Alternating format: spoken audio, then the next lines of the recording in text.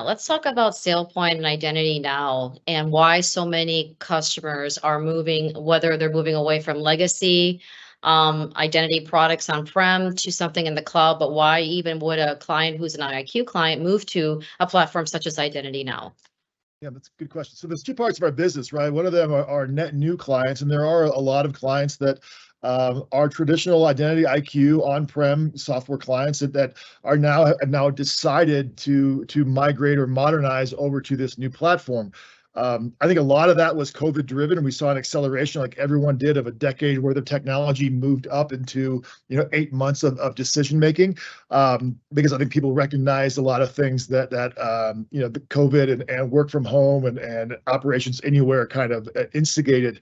When you look at SailPoint, right, we've been kind of one of the founding fathers of identity for gosh, going on 15 years with this company, going back legacy into Sun Waveset, which was acquired by Oracle. We go all the way back, even beyond that. So if there's a Mount Rushmore, I guess, of identity, our face is definitely on that, and we have a lot of people that we employ that work really hard and know the identity space very deeply.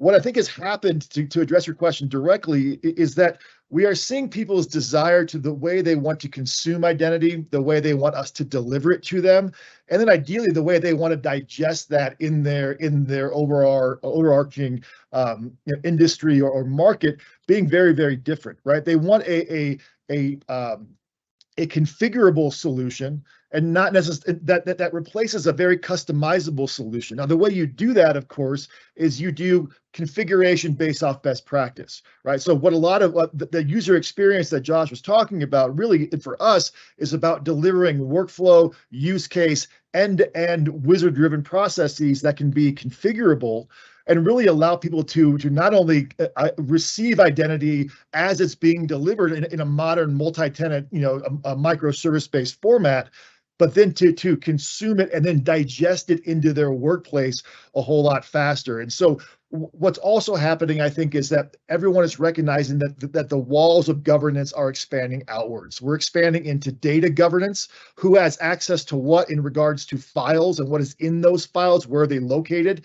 And then, of course, that the increasing difficulty there around pushing those files out to cloud-based infrastructure as a service systems, AWS, GCP, Azure, et cetera.